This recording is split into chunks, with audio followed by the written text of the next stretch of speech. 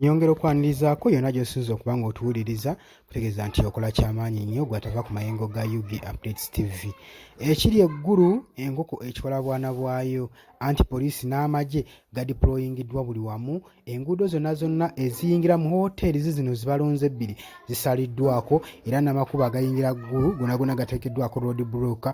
Ekiri mu kibuga ky'eggulu amagye ebitongole ebikuumaddembe biringa buwuka mu kitundu ekyo gwe mukwano gwange aliwo ampuliriza. Nkwanirizaako nnyo baganda bange bali Saudi Arabia bategeeza nti mukola kyamaanyi nnyo okwekumira ku UG Updates TV. Mwebale mulimu gwe mukola ogwo okuba nga mutuwuliriza nga mubeerako temuvaako abali emitala w'amayanja mbaagala nnyo. Jjukira nti nno olunaku olw'eggulo sipiika wa Parliament Anita Among yatoye order nti olw'okuba nti balonzeeyo hotels bbiri ezigenda okuba nga zikwasaganya emirimu n'okwaniriza ba chiefs ba lawyers ab'amaanyi ssaako ne ba MPs aba oppositions ab'amaanyi, so basazeewo n'asalawo n'agamba nti no ekitundu kyonna kideployingwemu ebitongole ebikuumaddembe basobole okukakasa nti nno security eri secure. N'olw'okuba nti nno President Museveni ategeere nti President Museveni twawuliddeko nti nno alina okubaako speech gy'awa abantu b'e Muggulu kitasuubiriza okukyala mu ntuula zino eza Parliament. Kati bagambye nti nno y'ensonga ebaterezaayo security ey'amaanyi mu ggulu basobole okuba nga bakuuma mukama waabwe abeere seefu. Ne bagamba n'ekirala tugezaako okwetangira bademonstrators abeetegese okudemonstratinga nga bajja batamba makingo wano wagenda okuba nga watuula olukiiko. Jjukira nti nno bagamba nti nno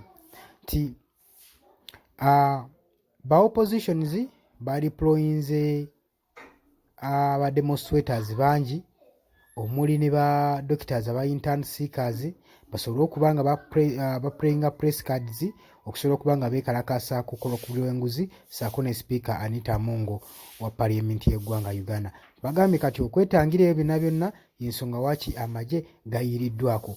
Bwakatikkati mu muvuyo gw'Abannayuganda nga bawakanya entuula za Parliament zireme kgenda mu maaso mu ggulu, sipiika Anita Among akombye ku erima, yakombye ku jjiiko, yalumye ejjiiko n'agamba nti nno entuula za Parliament zigenda sigala nga zigenda mu maaso. Ng'oggyeko okuba nti nno zigenda kwonoona obuwumbi 20 obwa Uganda, agambye nti nno zirina okugenda mu maaso olw'ensonga nti nno n'ekibuga kya ggulu kiba kiganyulwamu mbu ne ba MPs abasinga tebalabanga ku luguudo lw'eggulu. Kati akayeno chansi osobola okugenda okulambula n'okurizootinga ggulu ng'ekifuba kimanyi. Kakati wano njagala okutegeereza ggwe Munnayuganda ebintu ngeri ki gy'obirabamu. Saa zino nga abaana ba internship banoonya ssente okuba nga babafandinga mu internship zaabwe zibuze. Pulezidenti yavuddeyo n'abagamba eggwanga teririna ssente. Kati bali mu kusipendinga obuwumbi 5 ku lutuula lwa Parliament olugenda mu maaso mu regional sitting mu ggulu. Gulowooza ki ekigenda mu maaso mu ggwanga? Yolowooza amagye kuba tukirabira wano mu kibuga Kampala nga badiployinze amagye, makubo bagaziba, emirimu gy'abantu gitaataaganyizibwa. Kati sipiika Anita Among ezimu ku nsonga ziyawadde nti bannaggulu bajja okuba nga baganyulwamu, abantu bajja kusetolinga mu ggulu bagule ebyokulya, trading centers zijja kukola, naye nga amasinziira ku magye ge badiployinze ne security gye bataddeyo gwesuubira okuba nga emirimu gy'abantu egimu gigenda mu maaso bagigenda taataaganyizibwa.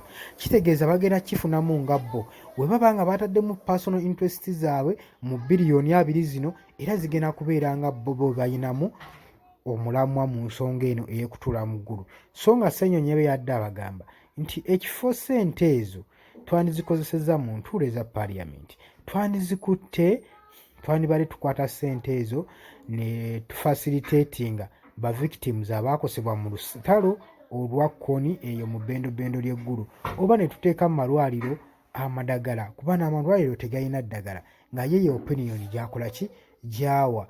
Naye ebyo byonna sipiika Anita Among yabiwulidde yeefudde ekiggala gwe mukwano gwange ampuliriza. teyayagadde wadde kuwuliriza nsonga n'emu emwesigaliza okuba ng'ategeka lukuŋŋaano mu regiono y'eggulu. Gwe mukwano gwange ali eyo ampuliriza. Yagambye kigwake keetonye tulina okutuula mu ggulu.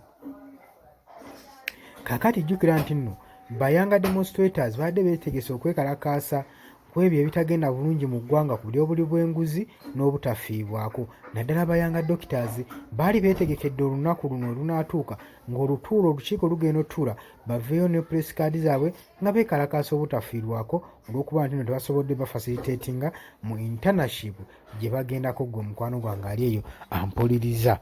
Kaakati ekintu security kyevuddeyo neegamba nti nno ffe tuli bulindaala no yena yina agezaako okuvaayo nga yeekalakaasa olw'ensonga ezitagenda kwemulugunya kwe obutagenda bulungi mu ggwanga. Kati n'avaayo n'agamba nti nno ekitongole ekikuumaddembe kyabudde ne kigamba nti nno tumanyi n'enfa ezimu ze beekweseemu gye baabaye gye bagenda okuba nga basinziira yonna tugenda kuba nga tubakukunyululayo. Bongedde n'okugamba nti nno baataddewo magistrates oba kkooti bbiri ezigenda okuba nga zibozesa abo bonna abanaakwatibwa nga bali mu kwekalakaasa nga bataddewo demonstration mu ggulu mu kibuga eky'eggulu olw'entuula zino ezigenda mu maaso mu paaliyamenti y'eggwanga Uganda.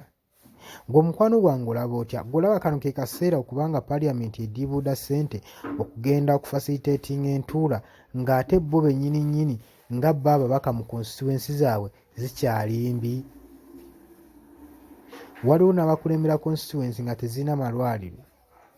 Waliwo abakulembera constituency ng'okutuukayo ogenda oli wa bbulu ovaayo oli wa kitaka ng'enfuufu ku makubo amakubo mabi tebalima nguudo. Neeraba ssente zandiyambyeko okutubaako kye kizaakiriza mu ggwanga we zigenda okutolokomoka obutotomosi. Jjukira nagambye buli lutuula lugenda kostinga obuwumbi 5 obwa Uganda. Saako ne kinoomu akadde kamu n'ekitundu nga facilitation ku bbanga lye bagenda okumalayo nga bali mu nkiika zino egya regional sitting mu ggulu. Kaakati embeera ekyankalanyiza emirimu gy'abantu oluvannyuma lwa deployment gye baakoze ey'okuba nga bapromotinga security, abantu emirimu gyabwe gyasanyaladde tebakyakola n'ebyo byonna tebabirabako.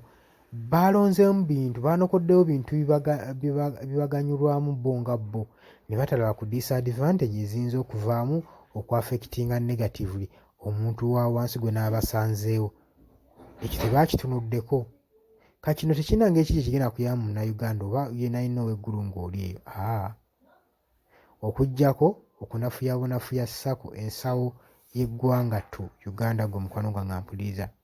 Tegeeza nti nno mbagala nnyo, temuva ku UG Updates TV, mwekuumire munyige kadde, musubscribinge, musharinge, tugenda kuba nga tukomawo ne information. Tuyagambye tugenda batuusaako buli kyonna ekigenda mu maaso mu bbendobendo ly'eggulu. Tubaagala nnyo, mwebale nnyo.